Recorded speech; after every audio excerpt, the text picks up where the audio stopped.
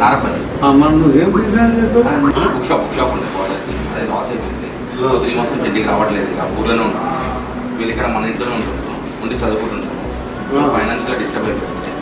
Actually అయితే 1,70,000 fee pay చేయమంటేనే skip అవుతూ వచ్చారు. అలాగే నేనేం తిరిగి చేస్తారు?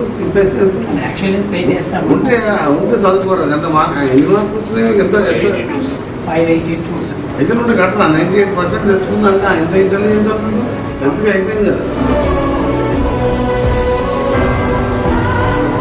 నా పేరు లలిత. నేను 10th క్లాస్ చదువుతున్నాను.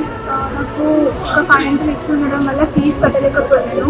కోమటిరెడ్డి వెంకటరెడ్డి సార్ తెలుసుకొని మా కోసం హెల్ప్ చేశాను. ఈరోజు ఫోన్ చేసినా మేము తెప్పించినారు. అట్లనే స్కూల్ వాళ్ళతో కూడా మాట్లాడినారు, మాకు ఫీజు కూడా హెల్ప్ చేసినారు. అట్లనే ఇంకా పాలిటెక్నిక్ కూడా ఇంకా మన ల్యాప్టాప్ అలాంటి అవసరం ఉన్నా కానీ సారే మొత్తం చూసుకుంటా అన్నారు.